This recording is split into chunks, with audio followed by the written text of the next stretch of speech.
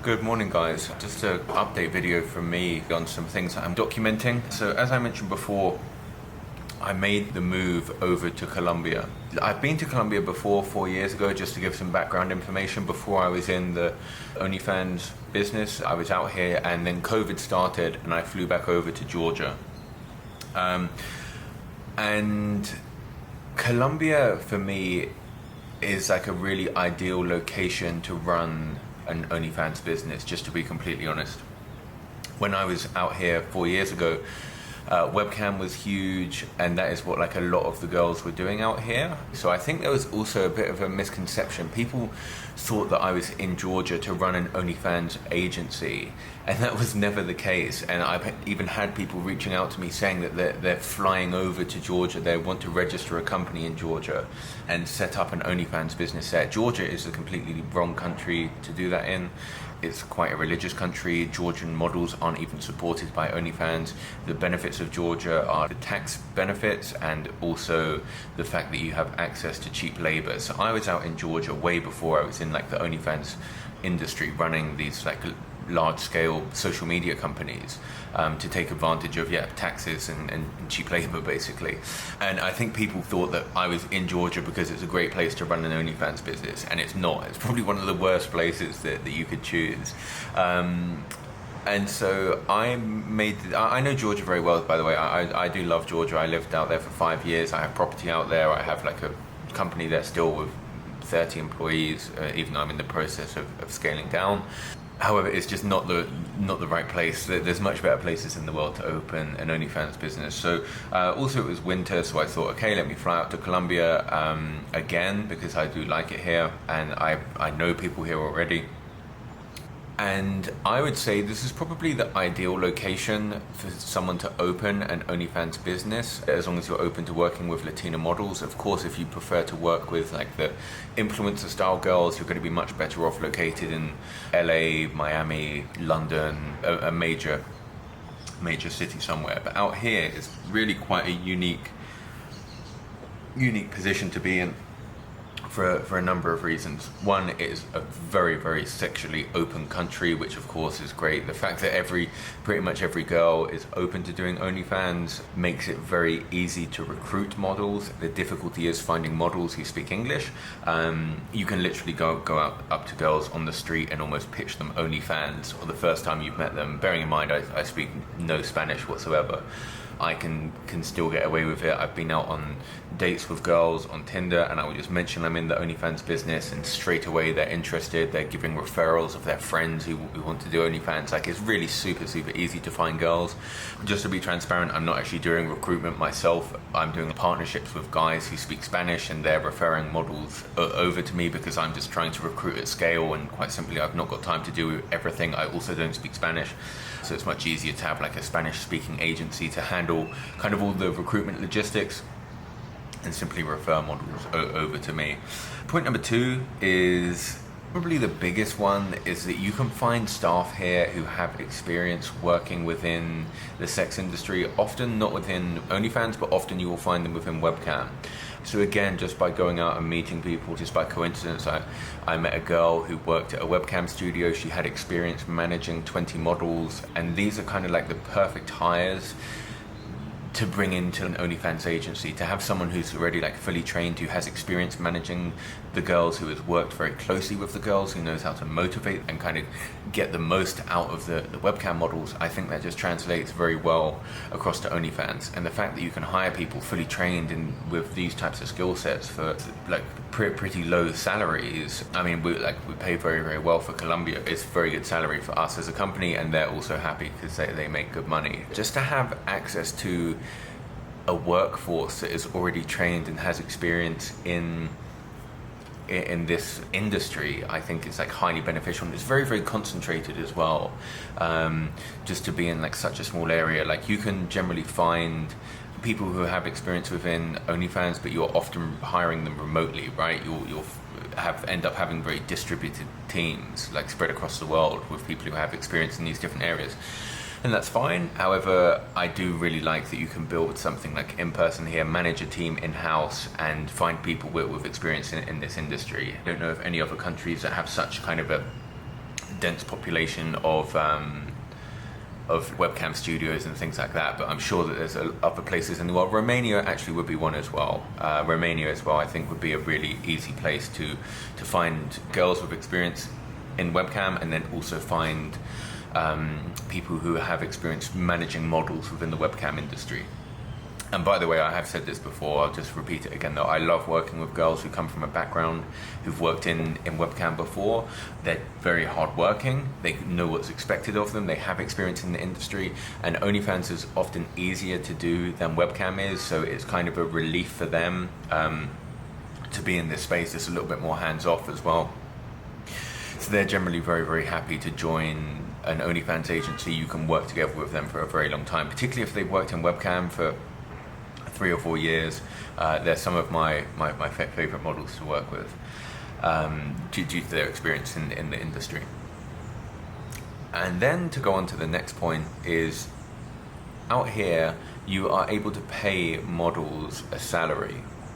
So you can pay a fixed fee of, in our case, depending on the quality of the model, depending on the level of English, we pay anywhere from like $1,000 to $2,500 per month. And the girls here are quite happy to have that. Generally, they've all tried OnlyFans themselves, as well as most girls in this space have, and they've figured out they literally can't make anything. You know, there was one girl who was making like $400 per month, and so she's very, very happy. She's tried OnlyFans herself, it hasn't worked out. She's very happy for me to pay her a $2,500 salary per month. I take over the management of the OnlyFans account. I retain the income of the OnlyFans account. We put our marketing behind it. We put our team behind the account. We grow the account to 50 to 80K per month, and she takes home a salary. $2,500 is like a starting salary that I'm willing to pay, right? As the account continues to grow, I'm more than happy to negotiate with girls, as I need to make sure that they stay happy to continue producing content for us. So that is one major point, is that you are able to hire models here for a fixed salary, which I just believe is a huge benefit. This does also apply to other countries as well. You could also do this in Romania, but you would be paying, I don't think that you would get the benefit of paying a fixed salary. The girls in Romania are generally used to pretty good earnings from webcam. There's plenty of them who are making like high 5 figures, low 6 figures per month off of webcam. So I think it would be a struggle to find this in any other country. So I find that Colombia is like a balance of all three of those, which make it a great location for running an agency. But there's, without a doubt, this is probably the easiest country to recruit models in. The negative is that the level of English, the number of people who speak a high level of English here is very, very low, which can make it more difficult, particularly on like the custom content and so on, to be able to get the girl, and for doing video calls with the clients. It kind of limits what you're able to have the models do and have the models sell. So that's just a point to mention. I would say that is the main negative. However, I think with the 3 key points that I just mentioned already, I think that you will really struggle to find another country anywhere in the world. For example, Brazil, I think would be quite a good one. I also get quite a lot of models reaching out and asking to work with us, like just because of my YouTube channel. Quite a lot of them come from Argentina, and Brazil are very popular as well. But I don't think that they quite have the established adult industry that exists here in Colombia. I kind of see the industry shifting a little bit, where it becomes, I think that we're going to see it's much better to manage girls in person. I'm seeing this already, but I think that there will start to be a bit of a shift. I'm not saying that it becomes impossible, but we're starting to see changes on like the dating apps, with like much better facial recognition coming into play. For example, we saw this with Tinder. Many people, I believe, have also seen the Instagram update where it believes that you're not a real person and you need the model to submit selfie verification. Bumble is still incredibly easy to do. I think that's actually a negative, how easy Bumble is to do, because it means it becomes oversaturated very, very quickly, which it is. There's been a huge drop in the number of conversions that you're able to get from Bumble in the ratio to the number of swipes and matches that you get, and that's because of how easy Bumble is. But then we're also seeing things like facial verification coming in on OnlyFans, and I believe it's only going to get worse on all of these platforms. And there are ways around it. Like we have, like you can of course have the model log into the account. In most cases, you just need like your IP addresses to match. And of course, you can do that with a proxy, so it's not that hard to bypass. But I do also think that it just kind of raises flags when you have a model logging in from a different device in order to complete the verification. And I think these things are quite easy. They will be improved, and it will get kind of harder and harder to do. And for example, with Tinder and Bumble, to be able to take pictures of the models in person using the camera built into the phone, it makes things 100 times easier. They can complete verification on site, so you don't need to worry about linking up OBS and using a virtual webcam to do verification. In general, like, and also for any like custom content and so on, like if you're there with the model in person, very, very easy to get them to shoot everything, to manage everything. It's just a much more streamlined process. And the other thing is, as the OnlyFans industry also gets a lot more competitive, I think we kind of see models jumping around quite a lot more, particularly as there's agencies who often just don't really know what they're doing. The point is that these models jump around quite a lot more. Like now, often when we have a girl who, if they reach out and apply to work in our agency, I would say like 90% of the cases, they have been through multiple agencies in the past, usually more than 3 agencies, like they have gone through in order to find a good one, and then they're reaching out to us. So because they still haven't been able to find someone who's able to grow their account. So that's really quite common. So we do see models kind of jumping around from one agency to another. So a benefit that I think as well is that if you have like an in-house, if you have like a premises where the models come into, you meet with them in person, you can actually build up a bit of a rapport, a bit of a relationship with them, professional relationship with them. They know you in person. I think that you will increase the longevity that you have with models. Of course, as long as you're delivering a good service and making the models money, there's kind of no reason for them to leave anyway. But I do think that will be like a big factor as well. Like it kind of starts to feel a bit more like professional, rather than a girl just sitting at home in her bedroom recording content all day.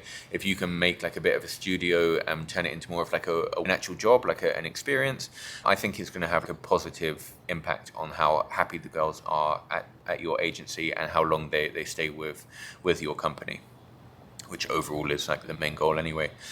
So to lead on to the next point is, I've had this idea for a very, very long time, and I'm now executing this.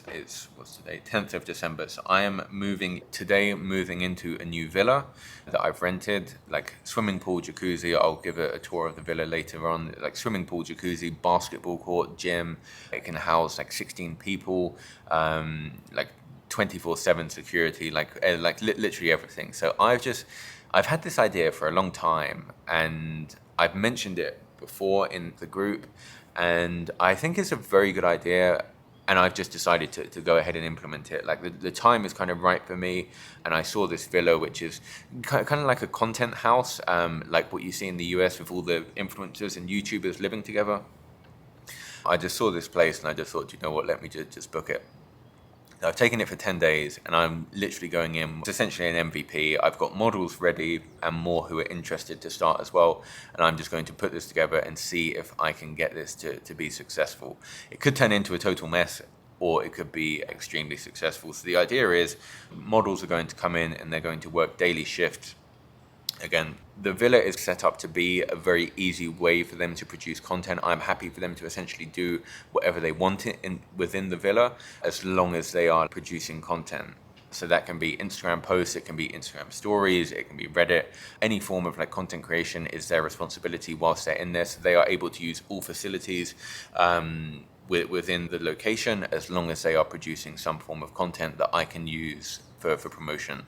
That is essentially all the job is. So I actually saw this attempted a couple of years ago there was a company named Baddie's House, based out of Ibiza.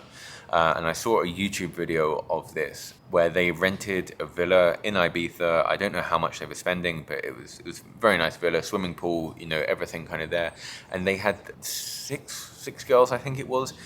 And the idea itself was fantastic, But this was before OnlyFans took off, and the way that they were monetizing was through webcam. They brought together the idea of a reality TV show. Think of something Big Brother / Love Island, and consuming adult content. And it was clever. It was a really good idea. I just think the timing wasn't quite right for them, because OnlyFans didn't exist, or definitely didn't exist in like the way it was today, where it's such a household brand now. So they would kind of record everything. They would do YouTube videos on their YouTube channel, and the girls they had like a self-hosted webcam solution. I think it was a white label solution, where the girls would do webcam and live streams on their own website, and that was the wrong thing to do. But the one thing they did that I thought was very cool was there was like a competitive element to it. So the girl who earned the least amount of money that particular, I think it was every week, or it could be every single month, I'm not quite sure, would be kicked out of the villa. So there was like a competitive aspect and a competition going on between the girls. So everyone had like a mutual interest to earn money, to make sure that they retained their place in this like really cool villa. And so that was always something that was on my mind that I thought of, and I just thought now, like, why not? If I'm in Colombia, let me just like execute on this. So, of course, the main monetization will be through OnlyFans, but I think that you could also build kind of like a brand around this, branding the house as something like the Playboy Mansion. Of course, not using the name Playboy Mansion, but it's going to be something along those lines, right? You could also look at turning yourself into some type of or in this case, turning myself into some type of influencer, like someone living like a Dan Bilzerian type lifestyle. I'm not quite sure that I want to do that. I'm much more interested in like the financial aspect of what is the best way to be able to monetize this. But anyway, that is like kind of my reasoning behind it and what I kind of plan on doing. So from today, I will be moving in at 4 p.m. today, meeting with the girls there, start producing content, and I know that there are some content houses as well. I've seen other people doing it. Mostly they're doing just kind of a base for models to be able to come to be able to shoot content, but I've not quite seen anyone doing it with more of a reality TV show aspect to it as well, which I think gets it quite interesting. Remember, like, OnlyFans is always about the kind of personal aspect, the fact that the girls have a bit of like personality, and that is where I think like the reality TV show gets like really quite interesting, because you're giving like a personal insight into the girl's life. The issues that I have, the girls in most cases don't speak English, so I need to try to figure out how to solve that. But anyway, I think it's going to be like I said, I'm kind of going into this as like an MVP, as like a learning experience. I'm sure that there will be a ton of mistakes made, as there normally are. I'm fully prepared for that, and just really interested to see what is possible. Does this really work as a business model? Is it that much easier to manage all of these girls, or does it turn into a complete mess, having 14 models living together in a villa? So in 10 days I will have the answer to those questions. There's like another nice benefit of this business as well. Sorry for all the mess inside, by the way. I'm just about to be checking out, but you can rent apartments and villas, but you can just write this off as an expense for your business, and we use it as like a photography shooting location as part of the business. It's not even like a hack, but just to travel around and stay in great hotels. We have like a little goal with ourselves that we need to make the same amount as the hotel cost us. So you can just do that by recording content and then sending out like a mass message, by making sure that we do like some photo shoots and putting some tips on there, by using like, when like there's nice, I mean, it's a bit cloudy now, but when there's like a nice background, it just makes for much better content. I guess one other thing to mention is people, and like my audience is kind of tailored towards agencies and people setting up OnlyFans agencies. But there's also no shame in, and I would actually encourage this for some people, in focusing on one girl. Maybe you have a girlfriend, maybe you have a girl that you're dating, like friends with benefits, whatever it may be. You can very easily grow one girl to 30k plus per month and just live a great life for both of you. I was just thinking as well, like you could just have such an easy life traveling around, particularly if you're traveling around like these cheaper parts of the world. Bali, Colombia, Southeast Asia, Latin America, but you can even live in like first world countries as well and just run this as a business, literally just with one model creating content very, very easily.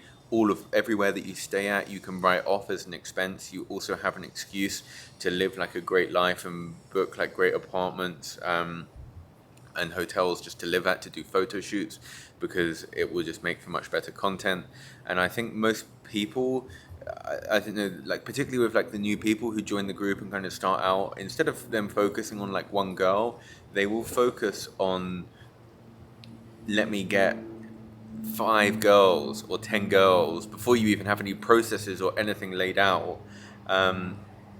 They're trying to like run before they can walk, whereas actually for a lot of people, I would say that you could live a much more stressful life, much less stressful life, smaller team, less things to manage, less checks to pay, far more lean business. You retain your location time and financial freedom much easier when you're only managing one model compared to managing an agency.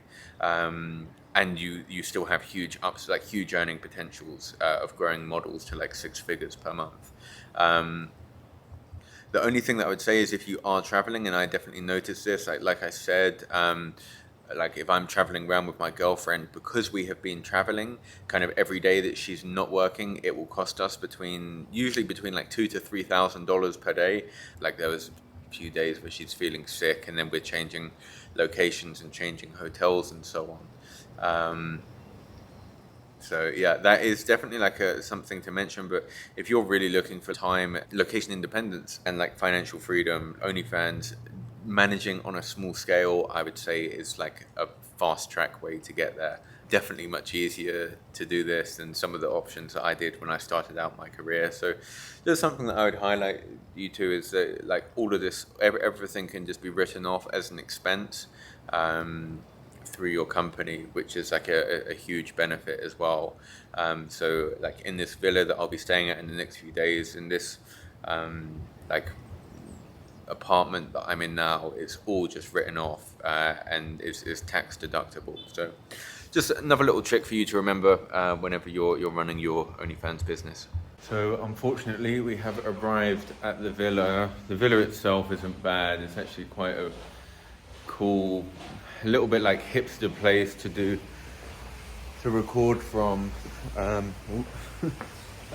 Gym is down there, swimming pool area, basketball thing down there, but the internet speed is atrocious. It's 4 megabytes per second, and like I checked this prior to ordering, of course, and they said it was like 500 megabyte per second internet speed, but it turns out that was a complete lie. So complete waste of time, which is a shame because it is actually, it's quite a cool space, cinema in here.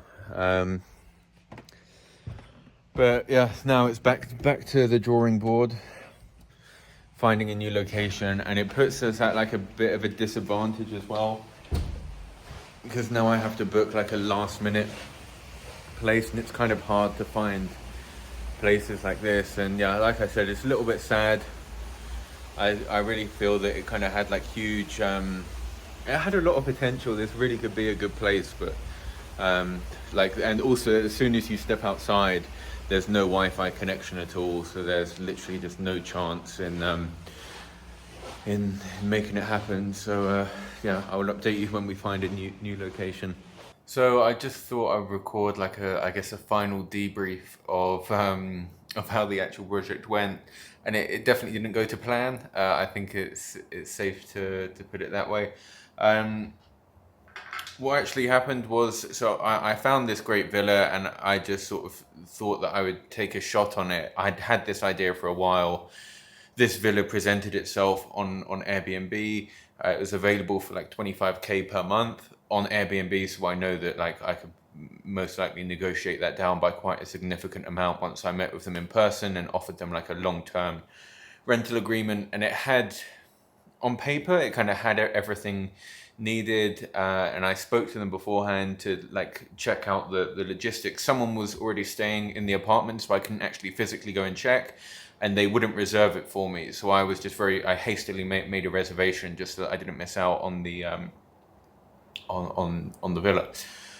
And of course, it turned out that they were completely wrong, and there was literally no Wi-Fi. As soon as you took like 2 steps outside the building, there was no internet whatsoever. So the possibility of having girls kind of doing like a more of a reality TV show and kind of streaming it online, you know, with the girls out by the pool and so on, instantly became out of the question. And so then I quickly booked like another villa. There was not villa, sorry. I booked like another penthouse apartment, like a last minute booking. Took that for 1 month. We packed up from the villa, moved over to the next location, and it wasn't ideal. It wasn't like anything close to what I was talking about before, but it would definitely have worked as like a content house. You know, there was a 2 stories, jacuzzi, like fireplace outside on like the rooftop, 3 bedrooms. So you could also have the girls doing kind of like webcam style shows as well. And this is where the story gets pretty eventful. It was the second night in the evening. There were 2 models working in the house, and when I say working, they were literally just creating TikToks. There was no adult content shot within the apartment at all. And there was one other model who came to visit today on that day that I just registered the OnlyFans profile for. And we went through the ID verification and everything. And I got a knock on the door from the police at, must have been about 7 p.m. And I don't speak any Spanish at all. But anyway, like we were communicating, and they had a report that there were underage girls in the apartment. I think it was a neighbour. They said it was a neighbour who reported that there were underage girls coming in and out of the apartment. Of course, all of the girls are over 18. You need to be over 18 to open an OnlyFans profile, and OnlyFans handles the verification. And of course, I've seen all of their IDs myself. But then in the back of my mind, when the police are knocking at the door, and I started to think, has one of them shown me a fake ID or something? And I started thinking, actually, like, no way there. Like, I don't know, started doubting myself for a minute. Of course, like, with like my rational mind, I know that it's not the case at all. And we weren't even shooting any pornography. So I knew it was just like a kind of like a nosy neighbor, let's say, reporting it. And then like my girlfriend started kind of giving like attitude, and I'm thinking I can see this situation going bad very, very quickly, considering she doesn't speak any, and like it's a terrible thing to do when police are there. They're just trying to do their job. You know, they've had a report that there's an underage girl in an apartment. Of course, like you want to be somewhere where the police are actually going to go and check up on that. And anyway, my girlfriend was being like bitchy, and I was trying to tell her to stop. And everything was fine. Like, of course, the girls came down, they showed their IDs to the police, and the police said, like, okay, it's fine, you can, continue, like, there's no problem. They left.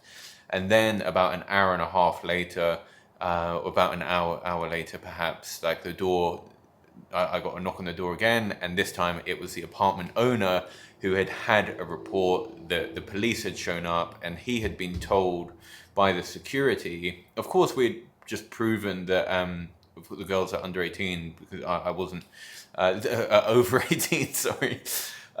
Because of course, like I wasn't arrested, and everything was fine, but the security still told the apartment owner that we were shooting underage pornography. The apartment owner came back. He was like very calm for considering what the situation was. I know that if someone called me and said that there was a underage porn movie being shot in my apartment, I don't think I would have been half as relaxed as he was. But anyway, he just kind of very politely asked us to leave. I'm not sure if he believed what I was saying, to be honest. But anyway, I just completely respected his decision. So we packed up and then we left and we moved somewhere else. So I still believe, I really do believe that this is like the best way to go in the industry. I think it's like the direction that OnlyFans is going in. Like there's people kind of passing around rumors, and it is just rumors at this point. It's someone putting in a group today that OnlyFans is going to enable like daily Face ID and verification. Every time you log into the account, you need to prove that the model is actually there. If that actually did take place, of course, it's going to be 100 times easier if you're actually living with the model. I think that there will always be ways around this stuff. Like there's some pretty clever people in this industry who will always figure out a way to kind of bypass and keep running the businesses. But even just from like a dating apps perspective, in terms of taking pictures, verifying the profiles, handling everything there, it's much easier if you're working with girls in person. Like hands down, there's kind of like no argument to it at all. And even just managing the girls in general, custom content, overseeing shoots, getting everything that you need done as an agency manager, I personally find it far, far easier when you manage everything in person. And it also helps to kind of build up a relationship, a professional relationship, I should say, with the models. They kind of know who you are, you know who they are. Like you can kind of compared to like if you look at any business, 2 employees who work remotely the whole time compared to 2 people in an office, you can just build up more rapport and establish more of a relationship with that person. So everything's much more trusted. The girls are much more like relaxed. They know that they're not going to get ripped off or anything like that. So I do really think the idea is still sound. However, I think I slightly underestimated the difficulty in finding a good location. We have found like multiple locations now. However, there are limited options in Colombia. I will say that is one negative. A lot of the penthouses and stuff are just kind of the good locations are just booked out for like months in advance.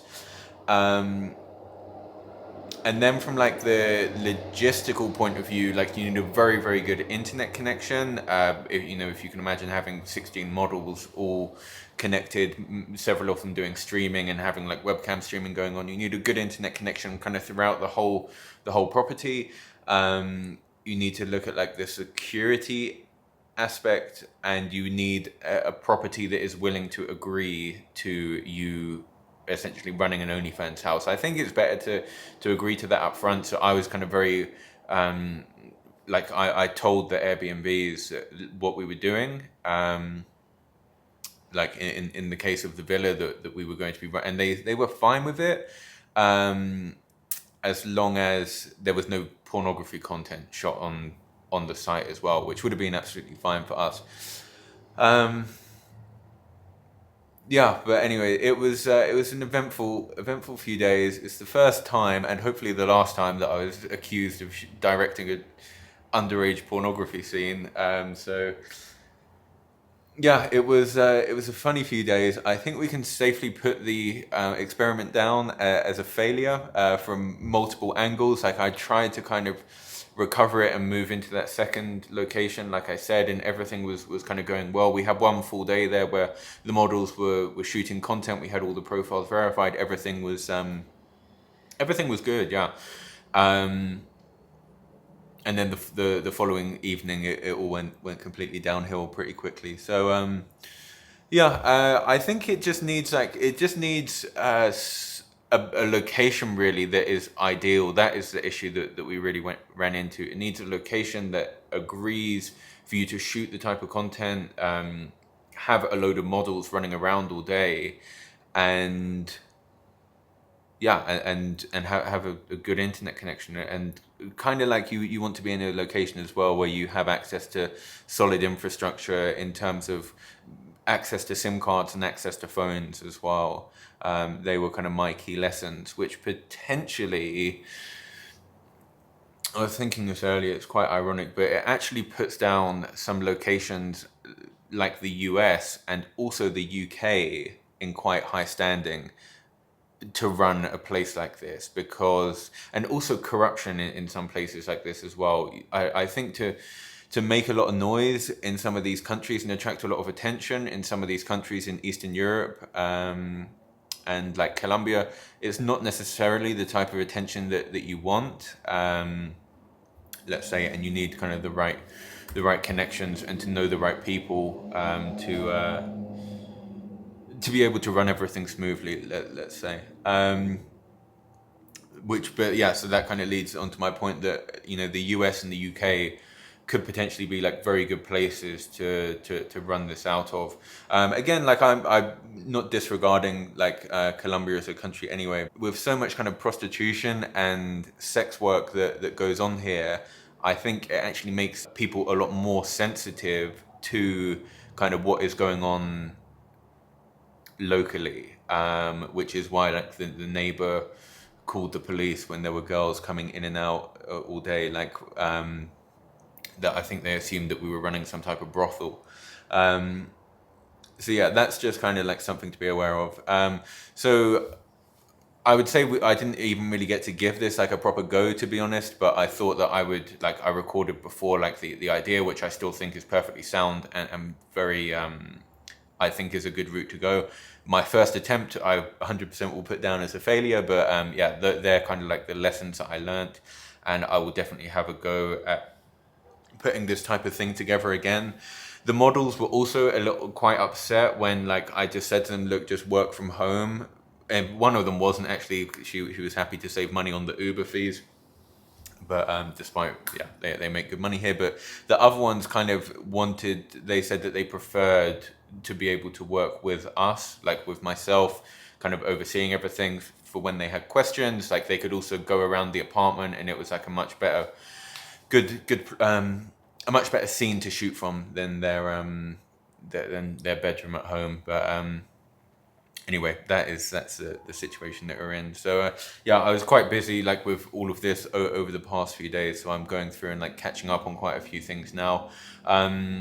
Right now, I've also been, the thing that I've kind of realized is that it's very easy to, you know, by paying a salary, it really, it's a case of figuring out how to like scale very, very quickly as an agency. So I've been like systemizing everything. So I will actually make a video on some of the tools that I've been using to build out and to document processes. And I built like an automatic TikTok tracker that can track hundreds of models and track their activity every single day on how many things they posted. And it also gives you all of their statistics, like how many posts they did today, yesterday, last 7 days, last 14 days, how many views they got, and so on. And I'm trying to build out a bot that will essentially manage an army of models, giving them all of the content that they need to make and tracking that they actually do it. And then if it hasn't been completed, it sends it over to their account manager. The account manager gets an alert that this model has only posted 7 times today, or, you know, whatever parameters you want to use. So I was just building that yesterday, and I'll share a video on that at some other point. But other reason to record and put this out is I know that there's some people who've had the same idea that I have on this. Some people have executed and taken it much further than I have. I was sent a content house in Italy that are doing this already, and I know of a few others already, although they're a little bit like under the radar, let's say, whereas I wanted to make this into quite a public sort of like reality TV show aspect to it. So by people, like, YouTube is like a networking tool for me, essentially. By me sitting down and recording this video, hundreds or thousands of people will watch this, and maybe there's some people who know of a great location that's out there, potentially like some partnership opportunities, you know, whatever it is. That's another reason for me recording and kind of publishing this video. So yeah, a little bit sad that it didn't work. It was a slightly stressful day, getting like literally just moving around Airbnbs, and like we have like a lot of stuff here, like phones, tripods, and luggage and so on, and like just to be moving around Airbnbs for like 2 or 3 days straight is kind of just a waste of time more than anything. That was slightly annoying, but anyway, live and learn. And yeah, we'll, like I said, finish working on like systemizing quite a lot of the things that will be needed to get this to work. And then I think this project just needs a little bit more planning.